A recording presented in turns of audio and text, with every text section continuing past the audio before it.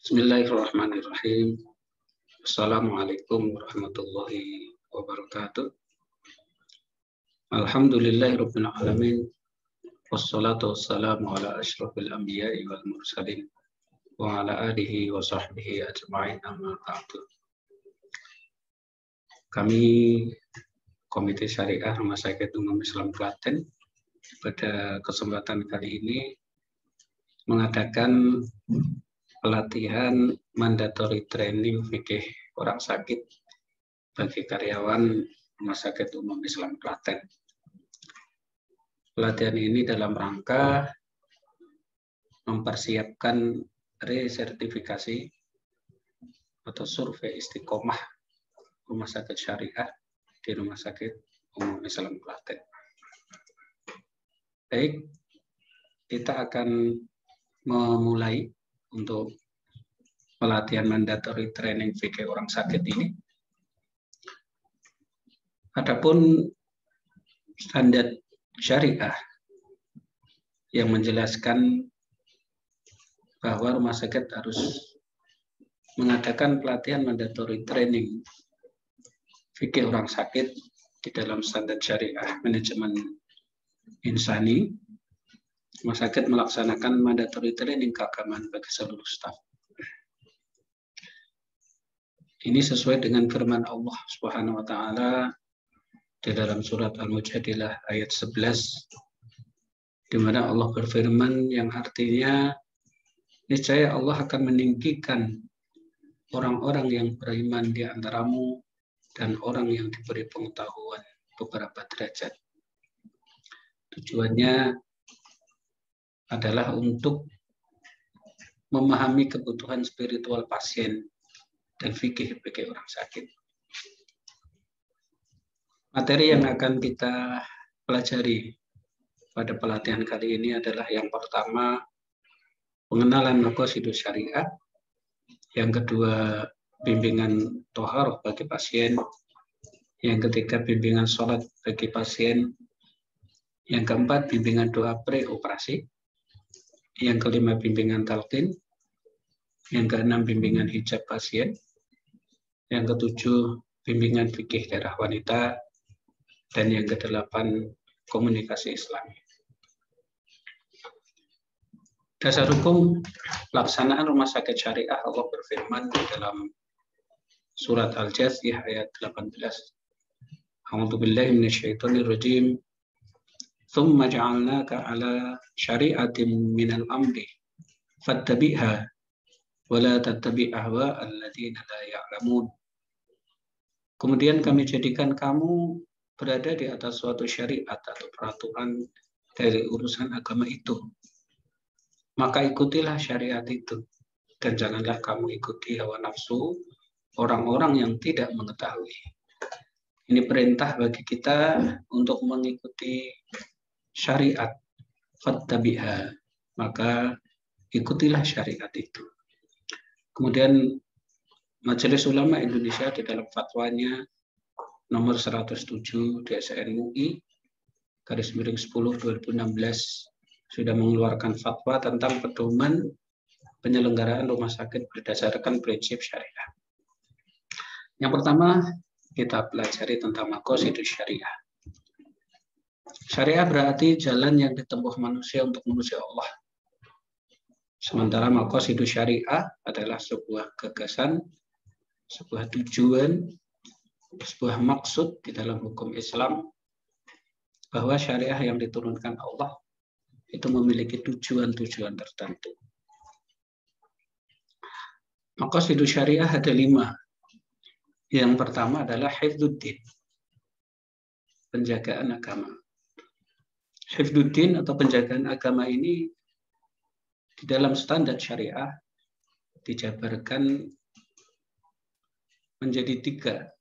Yang pertama SSMU, Standar Syariah Manajemen Organisasi, yang berisi kurang lebih visi misi memuat Islam secara eksplisit. Kemudian ada pengawas syariah atau DPS dan komite syariah yang melakukan pengawasan syariah. Kemudian kegiatan keagamaan oleh kerohanian dan ketakmiran. Kemudian ada akad syariah. Kemudian yang kedua, standar syariah manajemen mutu atau SSMM yang berisi kurang lebih standar pelayanan minimal syariah. Kemudian ada indikator wajib syariah. Kemudian ada insiden keselamatan pasien syariah terkait akidah, ibadah, akhlak, dan muamalah. Kemudian yang ketiga adalah SSMF, standar syariah manajemen fasilitas, yang berisi kurang lebih sarana prasarana syariah, laundry syariah, sumber air sesuai syariah. Ini yang pertama dari maqasidus syariah, yakni hifdzuddin, penjagaan agama. Kemudian yang kedua adalah hifdzun nafas, penjagaan jiwa. Dibagi menjadi 4 standar syariah. Yang pertama adalah SSARK, standar syariah akses ke rumah sakit dan kontinuitas pelayanan. Ini berisi penerimaan, bimbingan, dan pemulangan pasien, memuat nilai-nilai Islam. Kemudian proses transfer pasien internal dan eksternal sesuai syariah. Kemudian yang kedua adalah SSAP, standar syariah asesmen pasien, yang berisi kurang lebih asesmen spiritual pasien, kemudian radiologi dan lab syariah. Kemudian yang ketiga SSPO, standar syariah pelayanan obat, yang berisi kurang lebih formularium obat tidak mengandung unsur haram. Kemudian yang keempat adalah SSPBK, standar syariah pelayanan dan bimbingan kerohanian, yang berisi bimbingan rohani bagi pasien muslim, ruqyah syariah, talqin, pemulasaraan jenazah. Ini yang kedua, hifdzun nafas, menjaga jiwa. Yang ketiga adalah hifdzul akal, penjagaan akal. Dibagi 2. Yang pertama adalah SSMMI, standar syariah modal insani, yang berisi rekrutmen, pengembangan dan pengelolaan karir staf, penentuan KPI, penilaian kinerja, dan sistem reward dan punishment, orientasi umum dan khusus, kode etik kedokteran, kode etik perawat sesuai syariah, budaya Islami, kompetensi staf dalam hal fikih pasien, dan mandatory training fikih orang sakit. Yang kedua adalah SSKE, komunikasi dan edukasi, yang berisi perpustakaan Islam, handle komplain, protap komunikasi kepada pasien dan keluarga, edukasi Islami untuk pasien dan keluarga, edukasi Islami kepada pengunjung. Ini yang ketiga adalah hifdzul akal, penjagaan akal. Yang keempat adalah hifdzun nasal, penjagaan keturunan. Ada 1, standar syariah pelayanan asuhan pasien SSPAP, yang berisi pelayanan terhadap pasien risiko tinggi dan tahap terminal, bahan dan makanan bersertifikat halal, penjagaan aurat pasien, penjagaan gender dan tidak ikhtilat, bedah dan anestesi syariah, pelayanan nyeri sesuai syariah, fikih ibu hamil, melahirkan, menyusui, reproduksi Islami. Ini adalah hifdzun nasl, penjagaan keturunan. Dan yang kelima adalah hifdzul mal, penjagaan harta. Ada 2 standar.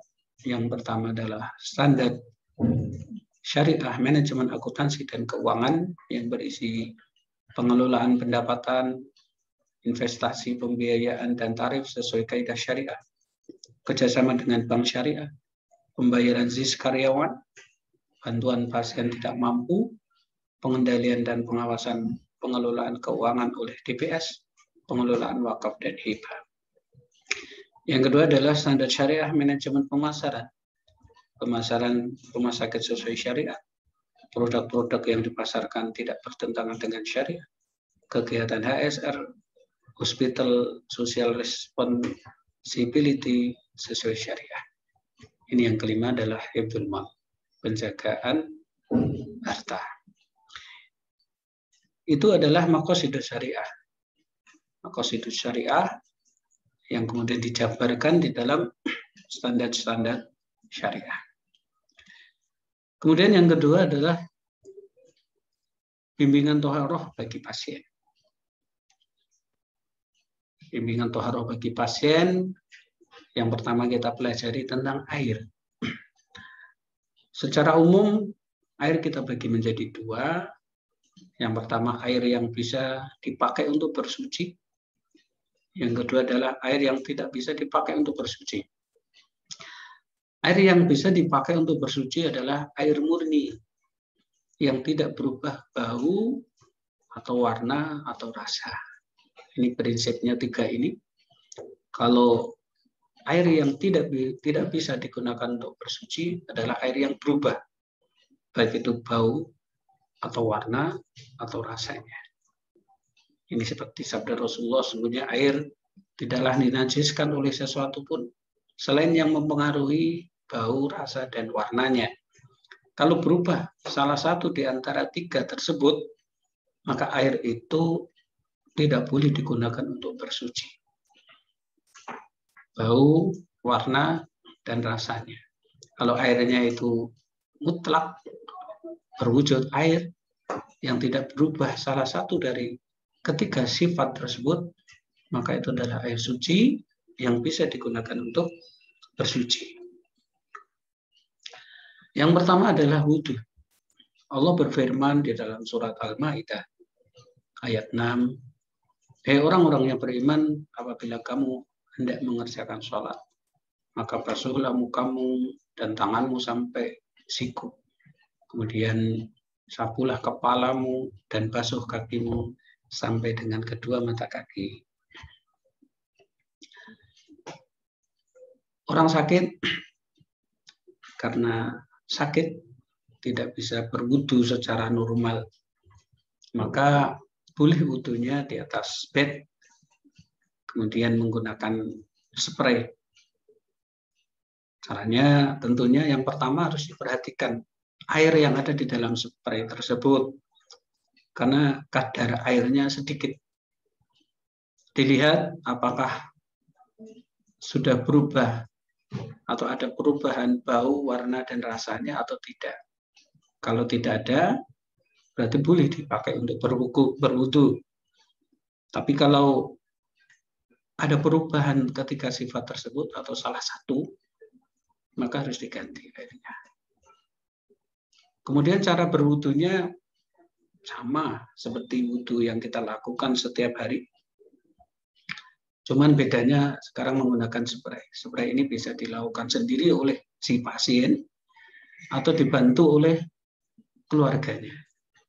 Yang pertama adalah niat, kemudian membasuh telapak tangan sambil membaca basmalah. Ini sambil disemprotkan pakai spraynya, disemprot ke telapak tangan, basmalah, kemudian dibasuh telapak tangannya, ya, disertai niat. Terus kemudian yang kedua membasuh wajah secara merata. Ya, ini sebelumnya boleh berkumur menghirup air ke hidung boleh. Ya, tapi kalau misalkan tidak dilakukan tidak apa-apa, karena itu adalah sunnah wudu. Kalau berkumur menghirup air ke hidung berarti harus disiapkan gelas atau wadah yang digunakan untuk membuang hasil berkumur tadi. Kalau misalkan tidak dilakukan tidak apa-apa. Jadi misalkan habis membasuh telapak tangan kemudian langsung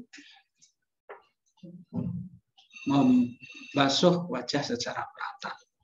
Ya, jadi wajahnya dibasuh, ya, dibasuh secara merata.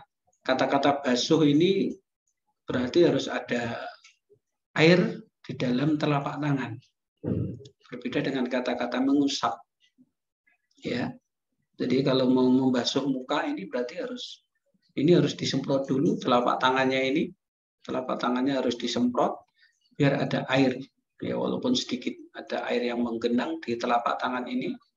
Kemudian digunakan untuk membasuh muka secara merata. basuh muka secara merata.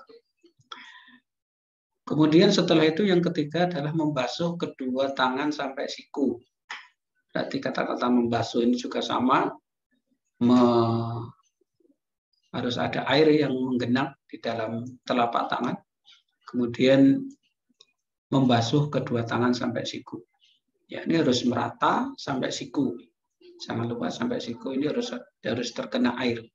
Kanan dulu 3 kali, kemudian baru kiri, ya, kiri 3 kali. Kemudian setelah itu yang nomor 4 adalah mengusap. Nah, ini kata-katanya mengusap. Kalau mengusap ini berarti sekedar air yang ada di telapak tangan boleh dipakai untuk mengusap. Jadi tidak harus air yang menggendang di telapak tangan. Mengusap kepala dengan telapak tangan sekali usap. Jadi dari depan ini, jadi yang diusap ini kepalanya ya, bukan rambut. Jadi kepalanya ini diusap dari depan ke belakang, ya, sampai ke belakang, ya, sekali usap. Nah, kemudian kembali lagi ke depan. Ya, jadi yang diusap itu kepalanya, bukan rambut. Kalau rambut nanti rambutnya yang panjang repot. Jadi kepalanya yang diusap.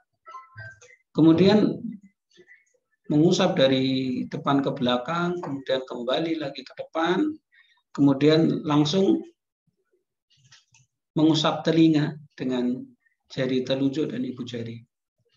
Jadi jari telunjuk masuk ke telinga, ibu jarinya memutar.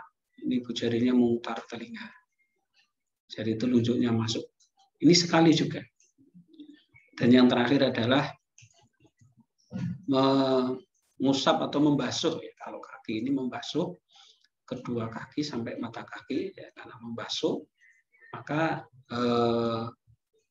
ada air yang menggenang di telapak tangan, ya minimal sampai mata kaki. Harus merata. Ya, jangan sampai tidak merata, ya, harus merata. Ini tata cara wudhu dengan spray. Karyawan harus bisa, terutama yang di pelayanan, yang di perawat harus bisa. Karena nanti kalau ada pasien yang meminta tolong, meminta bantuan untuk diajari cara wudhu dengan menggunakan spray, maka harus dibantu. Ini. Kemudian tata laksananya wudhu orang sakit itu, yang pertama orang yang sakit wajib sholat dengan pakaian atau tempat yang suci. Yang penting yang dipahami ya. Jadi sholatnya harus dengan pakaian atau tempat yang suci. Jika pakaian atau tempat terkena najis, harus dibersihkan.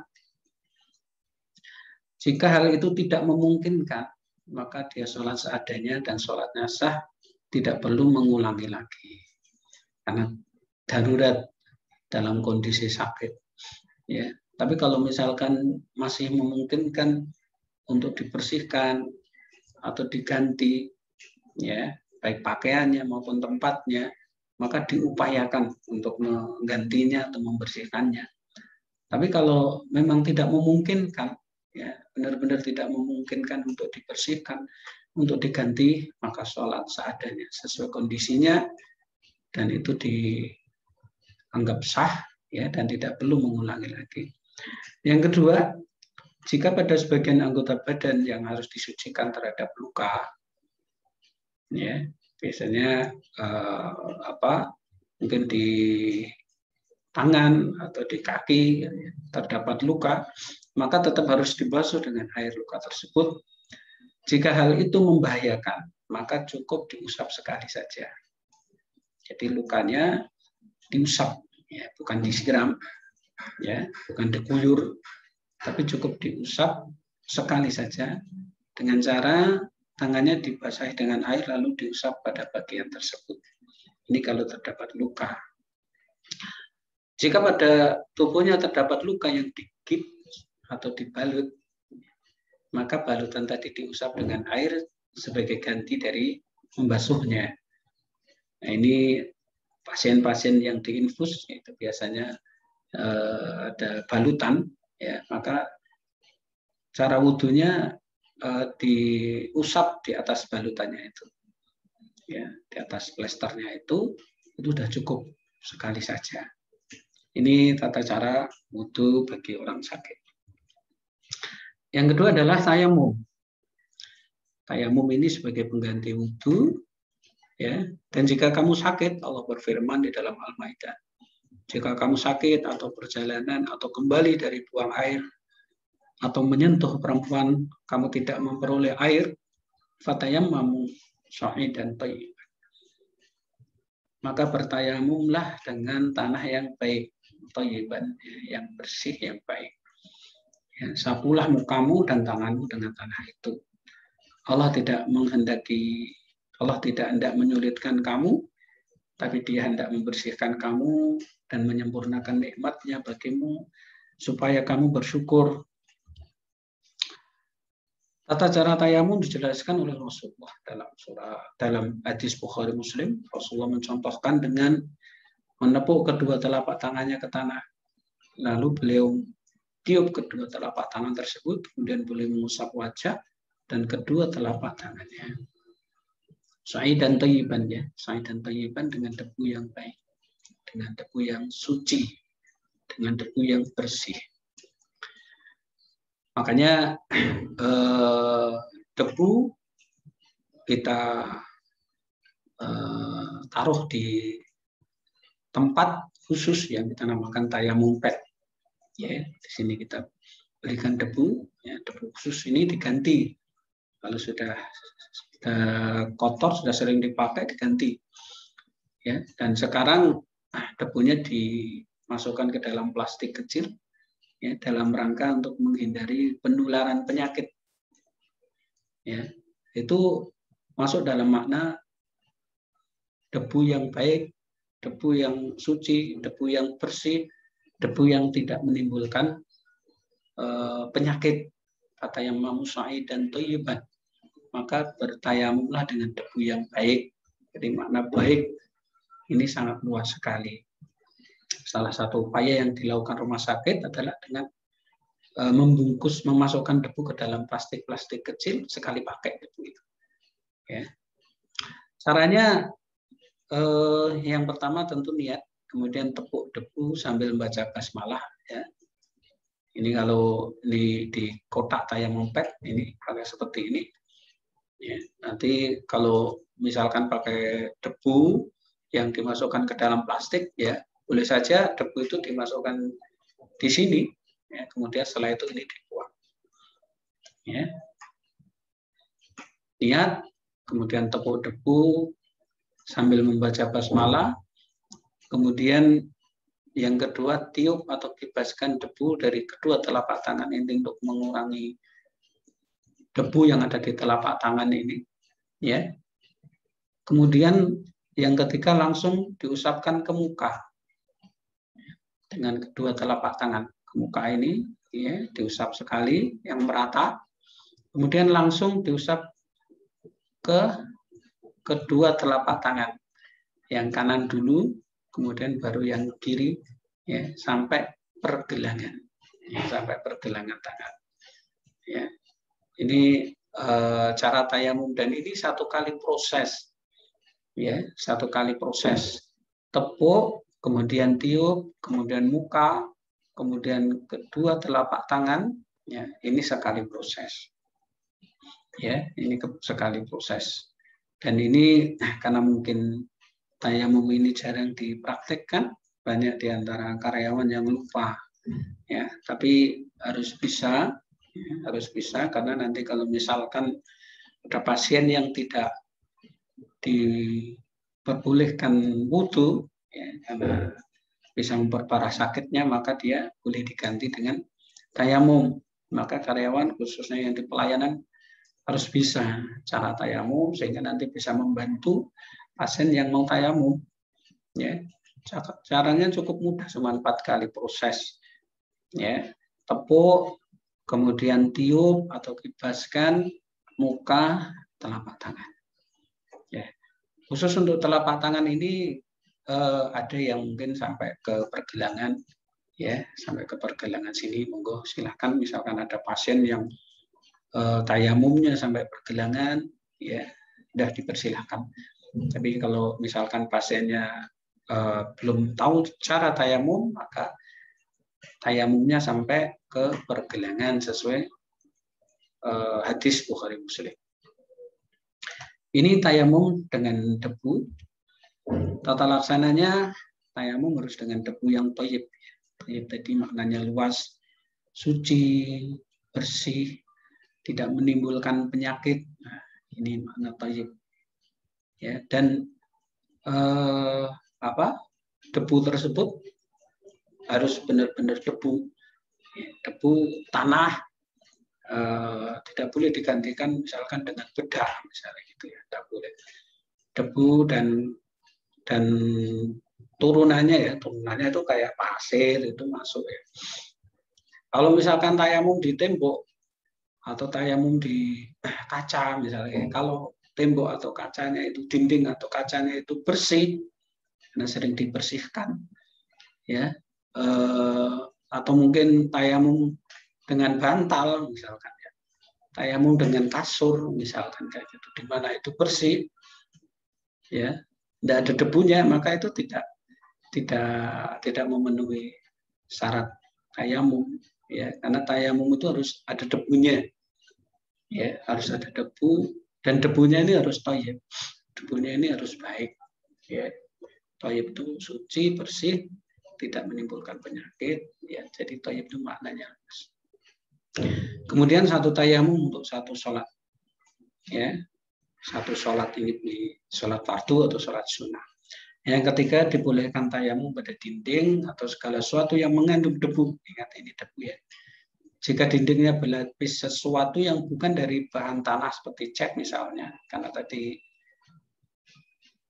bersih, ya, maka ia tidak boleh bertayamum padanya kecuali cat itu mengandung debu.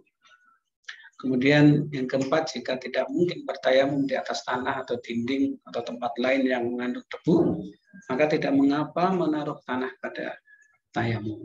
Untuk pada tempat tayamum yang kita sebut sebagai tayamum pet, kemudian bertayamum darinya. Kemudian yang ketiga adalah mandi besar. Ya. Di dalam surat Al-Maidah, ya, ayat 6, ayat yang sama, Allah berfirman yang artinya orang yang hadas besar atau junub dan tidak bisa mandi besar karena sakit, maka boleh diganti dengan tayamum. Dan apabila sudah sembuh, wajib mandi besar, di mana Allah berfirman di dalam Al-Maidah ayat 6, dan jika kamu sakit, nah ini ya, kan kriterianya sakit, kalau kamu tidak mendapatkan air, maka bertayamumlah dengan tanah yang suci. Kemudian diperkuat di dalam sebuah hadis, dalam sebuah safar, Rasulullah menjumpai seorang sahabat yang tidak ikut jamaah subuh karena junub. Kemudian Rasulullah bersabda, kamu gunakan tanah untuk tayamum, itu cukup bagimu. Jadi kalau misalkan ada orang sakit, ya, ada orang sakit, ada pasien yang sakit, ya, kemudian dia junub, ya, kemudian dia junub. Bagaimana caranya? Apakah dia harus mandi besar padahal dia kondisinya sakit? Ya, kondisinya sakit, maka caranya adalah dengan tayamum, ya, tayamum, bukan dengan wudu, ya, tapi dengan tayamum. Jadi misalkan dia junub, mandi besarnya diganti dengan tayamum. Tapi nanti apabila sudah sembuh, ya, sudah pulang, ya, maka harus diganti, harus mandi wajib, ya, mandi besar atau mandi wajib, ya, kalau sudah sembuh. Kemudian untuk tata cara mandi besarnya, yang pertama niat, kemudian mencuci kedua telapak tangan 3 kali, kemudian berwudu sempurna, kecuali kaki diakhirkan, kemudian menggosok kulit kepala, ini khusus laki-laki, kemudian mengguyur kepala 3 kali, kemudian mengguyur seluruh anggota badan, kemudian mencuci kaki. Ya, jadi mencuci kakinya terakhir. Jadi wudhu sempurna kecuali kaki, kakinya dicuci ketika selesai dari mandi besar atau mandi wajib tadi. Baik, sekarang kita masuk ke materi yang ketiga, bimbingan sholat bagi pasien. Salah seorang sahabat pernah menderita sakitnya, penyakit wasir. Kemudian beliau bertanya tentang cara sholatnya. Kemudian Rasulullah SAW menjawab, sholatlah dengan berdiri. Apabila tidak mampu maka duduklah. Dan apabila tidak mampu maka berbaringlah. Ini riwayat Bukhari. Kalau misalkan pasien tidak mampu sholat sempurna, sholat sempurna itu sholat dengan berdiri, maka yang pertama dia boleh sholat dengan duduk di atas kursi. Kalau ada kursi, duduk di atas kursi. Kalau tidak ada, sholat di atas bed, ya, duduk di atas bed, ya, menghadap kiblat. Yang pertama, niat dan takbiratul ihram, ya, sama, ini menghadap kiblat. Kemudian membaca Al-Fatihah dan surat pendek. Kemudian rukuk, ya, rukuk ini membungkuk sesuai kemampuannya. Yang membungkuk sedikit sesuai kemampuannya. Ya, kita lihat gambarnya, ya, tangannya di posisi lutut, kemudian dia membungkuk sesuai kemampuannya. Kemudian i'tidal, menegakkan badan, i'tidal. Ya, ini bacaannya sama seperti sholat yang kita lakukan setiap hari, ya, cuman berbeda gerakannya karena dia posisinya duduk di atas kursi atau di atas bed. Kemudian sujud ini dia membungkuk lebih rendah dari rukuk. Ini rukuknya dia doyong sedikit, kemudian sujudnya doyongnya lebih rendah dari rukuk, membungkuk lebih rendah dari rukuk. Kemudian yang keenam duduk iftirash, ya, tangannya di atas kedua lutut. Kemudian sama posisinya seperti tasyahud, ya, tasyahud awal maupun tasyahud akhir. Kemudian salam kanan, salam kiri. Ya, untuk bacaannya sama. Kemudian untuk gerakannya yang berbeda ini antara rukuk, ya, dengan sujud. Kalau rukuk membungkuk sesuai kemampuannya, sedikit saja condongnya. Kemudian kalau sujud membungkuk lebih rendah dari rukuk. Ya, yang penting konsentrasi. Ya, konsentrasi ini tadi posisinya pas apa, ya. Ini misalkan ini i'tidal, ya, dia menegakkan badan, ini juga posisinya sama. Ini harus konsentrasi. Ini sholat di atas kursi, ya, bagi pasien yang tidak bisa sholat sempurna dengan berdiri.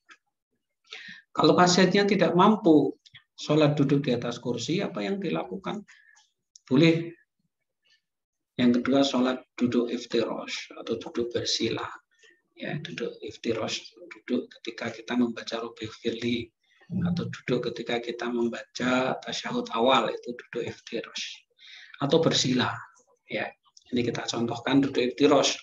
Ini menghadap kiblat, ya. Niat dan takbiratul ihram. Ya, ini seperti sholat biasa, mengangkat kedua telapak tangan, ya, sama, ya, niat, kemudian takbiratul ihram, kemudian sedekap, membaca Al-Fatihah, surat pendek, ini juga sama. Kemudian rukuk, rukuknya ini membungkuk sesuai kemampuannya, doyong sedikit ini. Perhatikan ini doyong sedikit, kedua telapak tangannya berada di lutut, ya, seperti ini. Kemudian i'tidal, ya, i'tidal menegakkan badan, kedua tangannya berada di lutut. Kemudian sujudnya, nah ini sujudnya bisa seperti ini, ya, membungkuk lebih rendah dari rukuk. Ya, ini rukuknya condong sedikit, doyong sedikit. Kemudian sujudnya lebih rendah dari rukuk. Atau kalau mampu sujud sempurna. Kalau mampu sujud sempurna seperti ini, ya, boleh seperti ini, ya, lebih doyong, lebih rendah dari rukuk atau sujud sempurna, ya, sesuai kemampuan. Dan yang terakhir adalah duduk iftirash, Rabbi Firli, sama seperti tasyahud, ya, kemudian salam kanan, salam kiri, ya, untuk bacaannya sama, ya, yang penting konsentrasi, ya, ini posisinya lagi ngapa, ya, kayak ini tadi i'tidal menegakkan badan, duduk tegap seperti ini. Kemudian ketika duduk iftirash juga sama, ya, kemudian ketika tasyahud awal juga sama, cuman kalau tasyahud akhir bedanya ada jari telunjuk ya, ini menunjuk. Ini untuk duduk iftirosh. Kalau misalkan si pasien tidak bisa duduk, bagaimana? Dia bisa sholat dengan cara tidur miring. Ya, tidur miring karena kondisi pasien tidak bisa duduk. Ya, caranya bagaimana? Caranya dia miring kanan menghadap kiblat. Ya, ini miring kanan menghadap kiblat, niat takbiratul ihram. Ya, jadi diupayakan menghadap kiblat ya. Diupayakan menghadap kiblat. Ya, diupayakan menghadap kiblat, miring kanan menghadap kiblat, niat dan takbiratul ihram. Tapi kalau misalkan dengan terpaksa tidak bisa menghadap kiblat, ya, sholat sesuai kemampuan. Kemudian takbir seperti biasa, kemudian sedekah, membaca Al-Fatihah surat pendek, kemudian ruku'. Nah, ini rukuknya ini kepalanya saja, menundukkan kepala sesuai kemampuan, kepalanya saja menunduk sedikit, kemudian iktidal, tangannya lurus, kemudian sujud. Nah, ini kepalanya menunduk lebih rendah dari ruku'. Nah, bedanya ini. Ini menunduk sedikit, kemudian sujud menunduk lebih rendah dari ruku'. Kemudian duduk iftirosh, tasyahud awal, salam kanan, salam kiri, ya ini kepalanya yang gerak. Ini tangannya pada posisi duduk. Ini kalau sholatnya dengan tidur miring. Kalau kemudian pasien tidak bisa miring, masih ada alternatifnya tidur telentang. Ya, tidur telentang, ya. Telentang kaki mengarah kiblat, ya. Jadi kakinya ini mengarah ke kiblat, niat takbiratul ihram, ya. Ini dikasih bantal atau bednya ditinggikan biar memudahkan pasien untuk sholat. Kemudian membaca Fatihah sedekap surat pendek, ya. Kemudian rukuknya ini kepalanya menunduk ya sesuai kemampuan. Nah, maka dibantu dengan bantal tadi, ya, menunduk sesuai kemampuan. Iktidalnya sama, ya, kedua tangannya berada di paha, kemudian sujudnya, nah sujudnya ini ruku, ini sujud, menundukkan kepala lebih rendah dari ruku, kemudian duduk iftirosh, tasyahud, salam kanan, salam kiri. Ini prinsipnya sama, bacaannya sama, ya, bedanya posisinya saja, kemudian rukuk dan sujud itu yang membuat berbeda, dan konsentrasi. Ini tata cara sholat bagi orang sakit. Baik, kemudian sholat jamak. Apakah kalau orang sakit itu boleh menjamak sholatnya? Ya. Rasulullah menjamak sholat duhur dengan sholat asar, maghrib dengan isya di Madinah bukan karena takut atau keadaan genting atau karena hujan, tapi supaya tidak memberatkan umatnya. Ibnu Taimiyah berkata, jamak karena sakit diperbolehkan bagi orang yang sakit yang merasa kesulitan jika harus sholat sesuai waktunya. Ya, jadi berdasarkan hadis Rasulullah Rawah Muslim tadi, ya, salah seorang ulama Ibnu Taimiyah menyimpulkan bahwa sholat jamak bagi orang sakit itu diperbolehkan apabila kalau dia melaksanakan sholat tepat waktu itu kesulitan, itu diperbolehkan. Ya. Jadi ini keringanan yang diberikan Allah kepada orang sakitnya. Kalau misalkan setiap 5 waktu dia harus sholat, itu sangat menyulitkan dia karena dia mungkin sakitnya parah, ya, maka dia diperbolehkan untuk menjamak sholatnya. Nah, kemudian bagaimana cara sholat bagi petugas, ya, khususnya yang menangani pasien COVID-19. Ini khusus ya, tambahan materi dari mandatory training fikih bagi orang sakit ini, ya, ini khusus untuk petugas, untuk perawat yang menangani pasien COVID-19, dan ini pedomannya sudah ada. Yang pertama, sholat sesuai waktu. Ya, sholat sesuai waktu. Bagaimana caranya? Dengan cara menggantung wudu atau tayamum.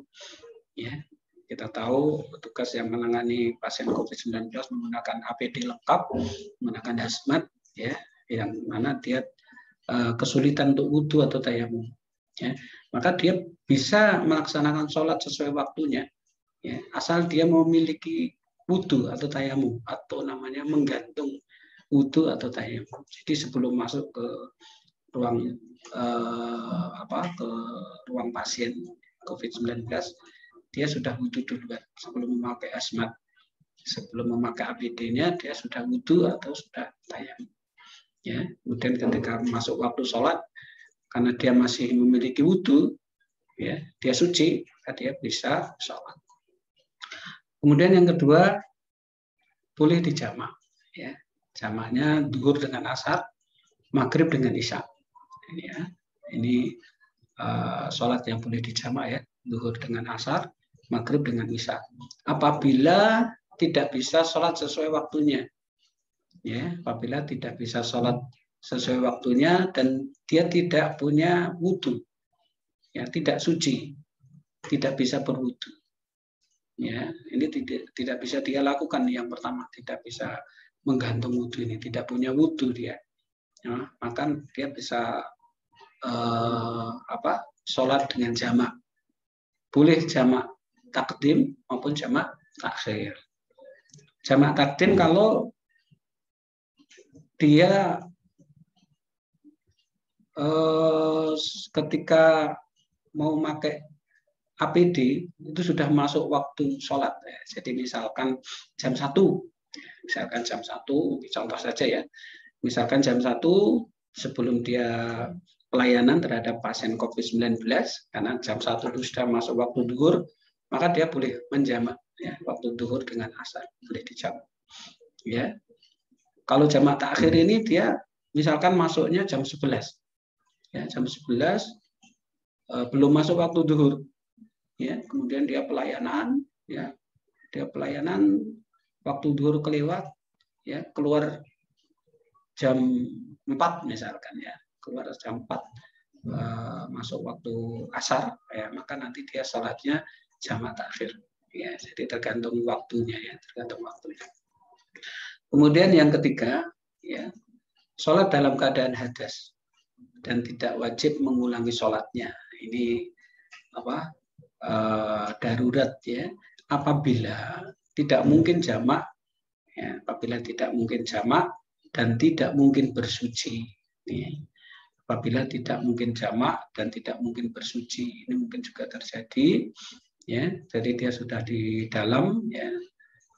Belum tadi waktu masuk belum sempat sholat, kemudian ternyata waktunya lama di situ, kemudian dia tidak punya wudu, ya, dan tidak mungkin wudu, tidak mungkin tayamum juga, karena harus buka APD-nya, ya, maka dia sholat apa adanya, ya, sholat dalam keadaan hadas dan tidak wajib mengulangi sholatnya, ya, adatus sholat.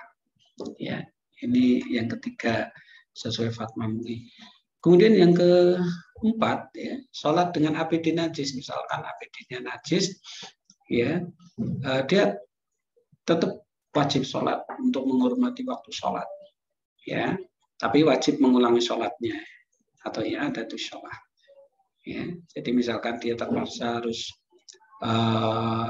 sholat dengan APD najis, ya, dia sholat untuk menghormati waktu sholat, tapi dia wajib mengulanginya. Apabila tidak mungkin jamak, ya, tidak mungkin dia melaksanakan sholat jamak, ya, nomor 2 ini, dan tidak mungkin bersuci, ya, nggak mungkin dia wudu, nggak mungkin dia tayamum, serta APD tidak mungkin untuk dilepas atau disucikan. Ini beberapa pilihan, ya, beberapa pilihan sholat bagi petugas, bagi perawat, ya, petugas yang menangani pasien COVID-19. Baik, sekarang kita masuk yang ke-4, bimbingan doa pre-operasi. Doanya insya Allah sudah hafal kita, ya, pendek. Hasbiyallahu wa ni'mal wakil, 'alallahi tawakkaltu. Hasbiyallahu wa ni'mal wakil, 'alallahi tawakkaltu. Ya, hasbiyallahu wa ni'mal wakil, 'alallahi tawakkaltu. Ya Allah yang maha mencukupi aku, sebaik-baik yang melindungi aku, hanya kepada Engkau, ya Allah, aku berserah diri. Ya, doa pre-operasi ini tidak harus IBS ya, boleh dipersiapkan dari ruangan. Ya, dari ruangan hendaknya perawat mengajari doa preoperasi. Ya, bisa dikasih catatan atau dicetak, dilaminating, kemudian dikasihkan pasien biar menghafalkan. Ya, ini psikisnya biar tenang. Ya, dikasih doa ini, hasbiyallahu wa ni'mal wakil, Allah tawakkaltu. Sehingga nanti ketika berada di ruang operasi, mereka pasien sudah hafal, sudah tenang, sudah siap, ya, dan dia bisa membaca doa ini. Yang kelima adalah talqin, ya, bimbingan talqin. Bacaan talqin adalah la ilaha illallah. Rasulullah bersabda, laqinu mautakum bila ilaha illallah. Ya, talqinkan orang yang akan mati di antara kamu dengan ucapan la ilaha illallah. Ini ya, ini bacaan talqin. Jadi kalau ditanya bacaan talqin apa? Adalah la ilaha illallah. Walaupun kalimat-kalimat lain yang disebut sebagai kalimat thayyibah, kalimat yang baik itu banyak keutamaannya juga. Misalnya subhanallah, alhamdulillah, kemudian Allahu Akbar, ya, itu adalah kalimat-kalimat thayyibah. Tapi untuk talqin ini adalah kalimat la ilaha illallah. Ya, ini jangan digantikan, ya, jangan digantikan untuk kalimat talqin ini. La ilaha illallah. Kita upayakan agar pasien bisa mengucapkan la ilaha illallah. Caranya kita talqinkan dengan perlahan dan jangan terlalu sering mengulang-ulang. Ya, perlahan saja. La ilaha illallah. Jeda. Yang jelas. La ilaha illallah. Jeda. La ilaha illallah. Imam Nawawi mengatakan agar tidak membuat calon mayit terganggu karena dia sendiri sedang merasakan sakit sehingga membuat hatinya membenci ajakan talqin, karena yang kita talqinkan itu dalam kondisi sakit. Maka perlahan, jangan sering-sering mengulang. Dan apabila dia sudah berhasil mengucapkan la ilaha illallah, berhenti karena dia sudah berhasil. Rasulullah bersabda, "Man kana akhiru kalamihi la ilaha illallah dakhala jannah." Nah, ini jaminannya. Kenapa harus la ilaha illallah? Ya, kalau ditanya kenapa harus la ilaha illallah? Karena yang dijamin Rasulullah itu ini. Siapa yang akhir hayatnya, kalimat terakhirnya la ilaha illallah, surga. Jadi kalimat terakhir, ya, kalimat terakhir yang diucapkan seorang hamba, kalau bisa mengucapkan la ilaha illallah itu adalah surga. Sementara kalimat-kalimat lain atau kalimat thayyibah tadi, ya, itu tidak ada jaminan. Walaupun kita tidak tahu, ya, kita tidak tahu karena itu masalah gaib. Ya, cuman kalau berdasarkan hadis ini yang dijamin surga bagi yang bisa mengucapkan la ilaha illallah di akhir hayatnya. Maka kalimat talqin adalah la ilaha illallah. Kalau misalkan dia sudah berhasil mengucapkan la ilaha illallah, ya, tapi kemudian tiba-tiba dia mengucapkan kata-kata yang lain, minta minum, minta makan, atau bicara lain, maka berarti itu bukan ucapan terakhirnya. Berarti harus diulangi lagi talqinnya. Prinsipnya seperti itu. Ini adalah talqin. Kemudian yang keenam adalah hijab, ya, bimbingan hijab bagi pasien. Di dalam surat Al-Ahzab 59, Allah berfirman yang artinya, hai Nabi, katakanlah kepada istri-istrimu, anak perempuanmu, istri-istri orang mukmin, hendaklah mereka mengulurkan jilbabnya ke seluruh tubuh mereka. Yang demikian itu supaya mereka lebih mudah untuk dikenal. Karena itu mereka tidak diganggu dan Allah Maha Pengampun lagi Maha Penyayang. Dalam surat An-Nur 31, Allah berfirman yang artinya, dan hendaklah mereka menutupkan kain kerudung ke dada mereka. Janganlah menampakkan perhiasan mereka, kecuali yang biasa nampak. Hijab pasien hukumnya wajib ya bagi setiap muslimah ya menjaga aurat. Kemudian rumah sakit menyediakan fasilitas hijab untuk pasien yang dirawat jalan dan rawat darurat untuk pemakaiannya saat visit dokter. Ya, saat pasien akan dilakukan tindakan atau saat berada di lingkungan rumah sakit. Ya, ini SPO untuk pemakaian hijab. Ya, saat visit dokter, ya pasien sebelum visit dokter, ya bisa diberitahu akan ada visit dokter, akan pasien mempersiapkan diri, ya, terutama untuk menutup auratnya. Kemudian saat pasien dilakukan tindakan dan saat berada di lingkungan rumah sakit saat transfer pasien, ya misalkan dari UGD atau dari Poli ke Bangsal, ya itu ditutup auratnya pakai hijab, atau mutasi dari bangsal satu ke bangsal lain, ya itu juga harus ditutup auratnya pakai hijab. Ya, ini untuk menutup aurat pasien. Kalau misalkan pasiennya sudah menggunakan karena sudah menjadi sudah banyak ya muslimah yang menggunakan hijab, ya nanti sudah pakai hijabnya sendiri. Tapi kalau belum memiliki, maka difasilitasi oleh rumah sakit dan diedukasi. Kalau misalkan pasiennya menolak, tidak mau pakai hijab, bagaimana? Ya tidak ada paksaan, ya tidak ada paksaan karena itu keyakinannya dia. Tapi rumah sakit mengedukasi, ya rumah sakit mengedukasi agar pasien yang muslimah ini menggunakan hijab. Ya. Hijab syar'i yang pertama menutup seluruh tubuh, tidak menampakkan anggota tubuh kecuali muka dan telapak tangan. Ya. Kecuali muka dan telapak tangan itu tertutup. Ya. Kemudian hendaknya hijab terbuat dari kain yang tebal, tidak menampakkan warna kulit tubuh atau tidak transparan. Ya. Jadi walaupun berhijab, ya, tapi kalau transparan ya sama saja tidak memenuhi syarat. Kemudian yang ketiga, hijab longgar, tidak menampakkan bentuk anggota tubuh, ya, longgar, ya, tidak ketat, ya, tidak transparan, tidak ketat. Ya. Ini adalah hijab syar'i. Rasulullah pernah memberi sahabat Usamah bin Zaid radhiyallahu anhu baju qutbiyah, ya, baju dari Mesir yang tebal. Baju tersebut kemudian diberikan pada istrinya. Kemudian Rasulullah berkata, suruh dia memakai baju rangkap di dalamnya, karena aku khawatir qutbiyah itu menggambarkan lekuk tubuhnya. Nah, ini yang ketiga tadi ya. Ya, jadi jangan sampai bajunya itu ketat, ya, bajunya itu menampakkan bentuk tubuh. Ya, ini tidak syar'i.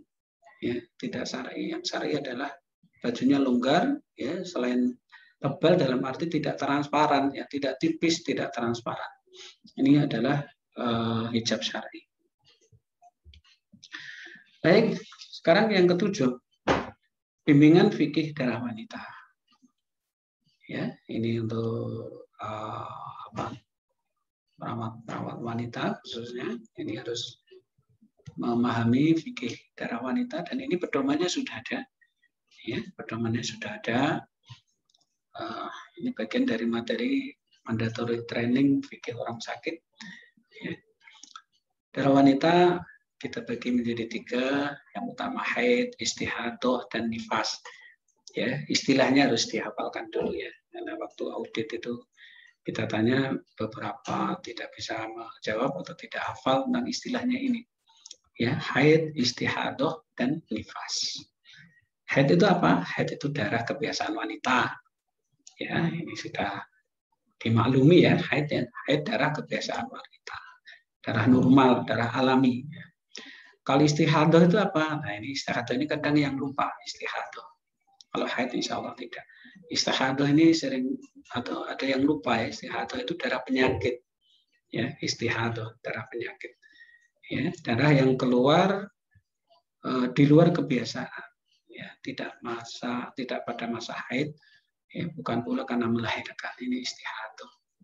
Kalau nifas juga jelas ya. Nifas adalah darah habis melahirkan. Ini adalah nifas. Ciri-cirinya kalau haid darah kebiasaan wanita ya, ciri-cirinya hitam kental, bau tidak sedap, kayak gitu ya. Ini para wanita sudah mafhum, sudah tahu ya tentang ciri-ciri haid. Kalau istihadah ini karena darah penyakit, maka dia seperti darah biasa itu. Ini istihadah. Kalau nifas dia darah habis melahirkan, ya ada ciri-ciri tersendiri. Kemudian masanya, ya masa perdarahannya kalau haid masing-masing wanita berbeda-beda, jadi tidak ada batasan maksimal. Ya, masing-masing wanita berbeda, rata-rata 7 hari, ya, tapi masing-masing berbeda. Ya, kapan selesainya ya kalau sudah bersih berarti sudah selesai. Ya, haid. Istihadah juga sama. Ya, istihadah tidak diketahui juga batasannya. Ya, berhenti kalau sudah normal darahnya kering. Ya, darahnya mengering itu istihadah. Kalau nifas maksimal 40 hari. Ini masa berdarah.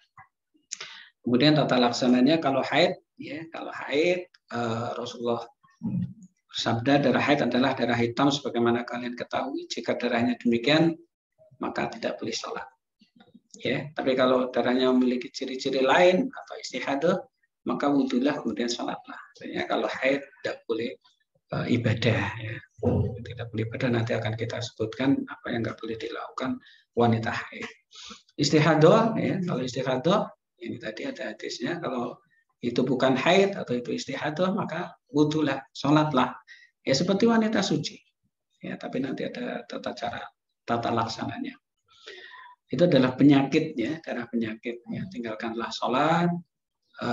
Kalau kamu lagi haid ya, tinggalkanlah sholat. Biasanya kamu haid sebelum itu, kemudian mandilah sholat. Kalau nifas, ya, dahulu di masa Rasulullah dari Ummu Salamah, wanita menunggu masa nifasnya selesai hingga 40 hari, 40 malam. Ini. Kemudian abortus, ya. Rasulullah SAW bersabda di dalam hadis Bukhari Muslim, ya, sesungguhnya seseorang dari kalian dikumpulkan penciptaannya dalam perut ibunya selama 40 hari pertama dalam bentuk nutfah. Nutfah itu bersatunya sperma dengan ovum 40 hari pertama. Kemudian menjadi alaqah. Ya, alaqah itu segumpal darah. Seperti itu pula. Artinya 40 hari kedua itu berupa alaqah. Ya, alaqah itu segumpal darah. Kemudian menjadi mudghah. Mudghah itu segumpal daging. Seperti itu pula 40 hari ketiga. Ya, jadi 40 hari pertama nutfah, 40 hari kedua alaqah, 40 hari ketiga mudghah. Kemudian seorang malaikat diutus padanya untuk meniupkan roh padanya. Meniupkan roh di dalamnya. Diperintahkan menulis 4 hal. Menulis rezekinya, ajalnya, amalnya, celaka, dan bahagianya. Bukhari Muslim. Jadi usia janin kalau 40 kali 3 120 hari.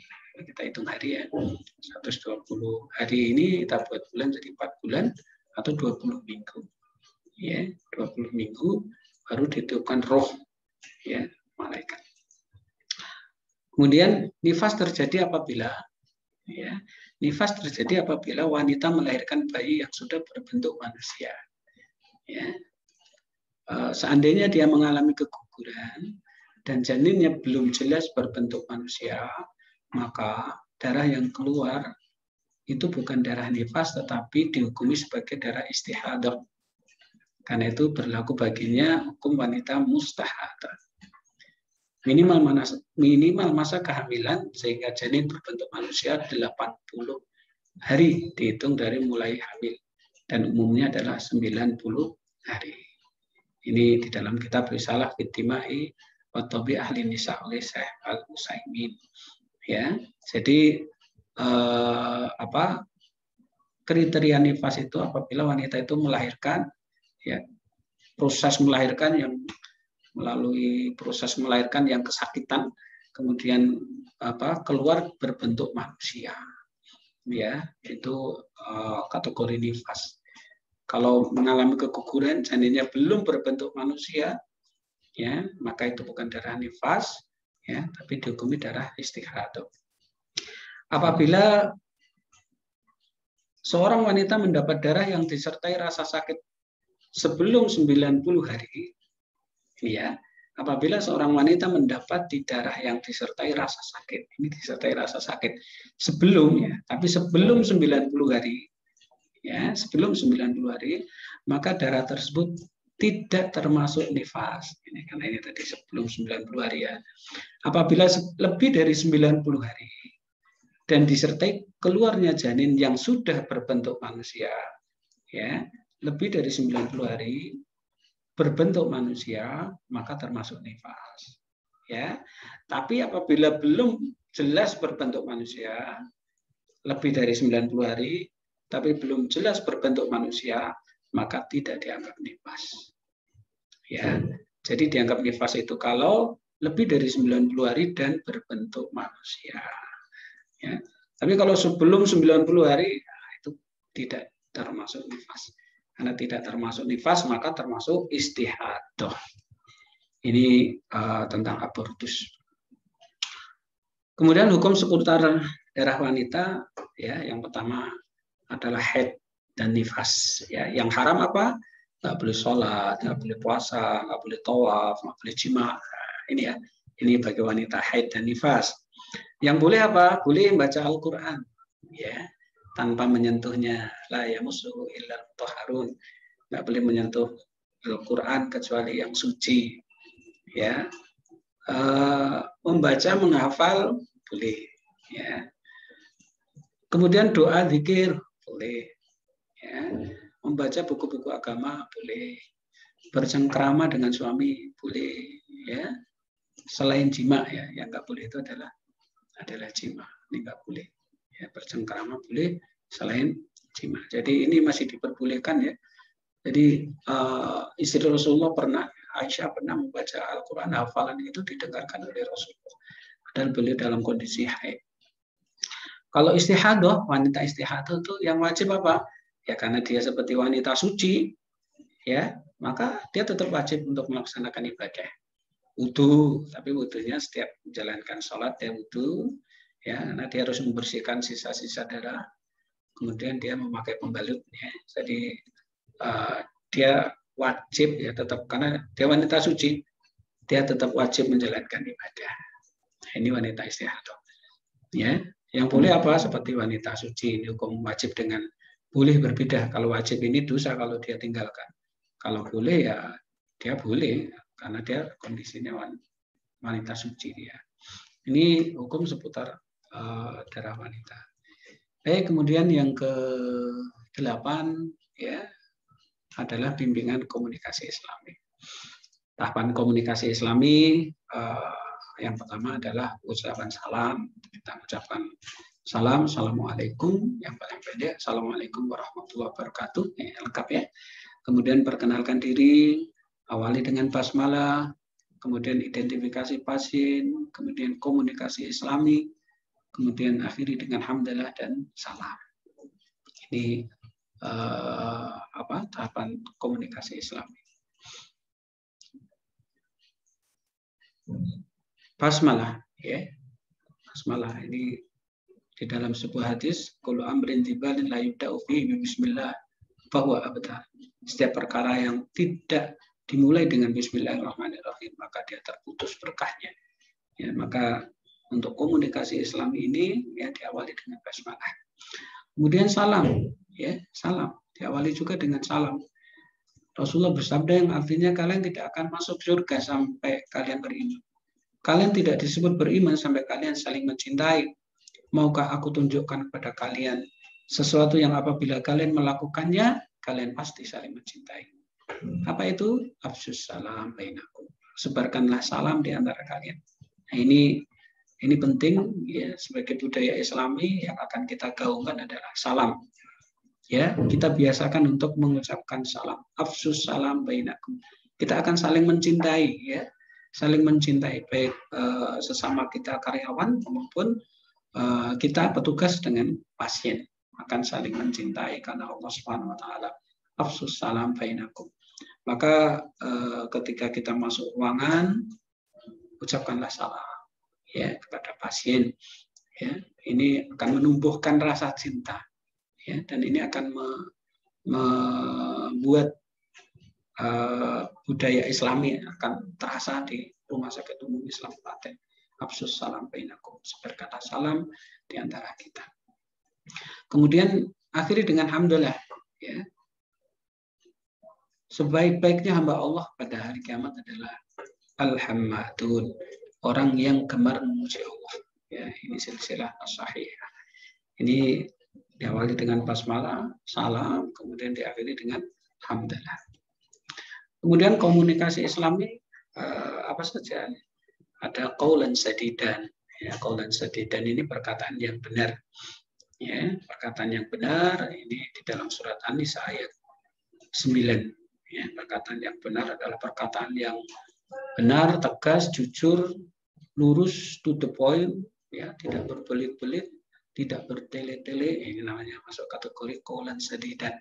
Ya, lugas, ya, benar, tegas, ya, jujur, ya, perkataan yang tidak bertele-tele, to the point, kayak gitu ya. Ini namanya qaulan sadidan. Kemudian termasuk komunikasi Islami juga adalah qaulan balighun, perkataan yang membekas di jiwa. Ini An-Nisa ayat 63. Ya, qaulan balighun, perkataan yang membekas. Ya, bagaimana kita ketika menyampaikan edukasi, komunikasi dengan pasien, dengan keluarga, ya, kita menerapkan ini menggunakan kata-kata yang benar, qaulan sadidan, qaulan balighun, yang membekas di jiwa, ya, dengan perkataan yang efektif, ya, tepat sasaran, komunikatif, ya, yang mudah dimengerti, langsung ke pokok masalah, ya, tidak berbelit-belit. Ini qaulan balighun. Yang ketiga, qaulan kariman, perkataan yang mulia, dalam surat Al-Isra ayat 23. Qaulan kariman, ya, perkataan yang mulia adalah perkataan yang dibarengi dengan rasa hormat, ya, dan mengagungkan. Ya. Enak didengar, lemah lembut, bertata krama. Ya, intinya menghormati orang yang kita ajak bicara, qaulan karimah.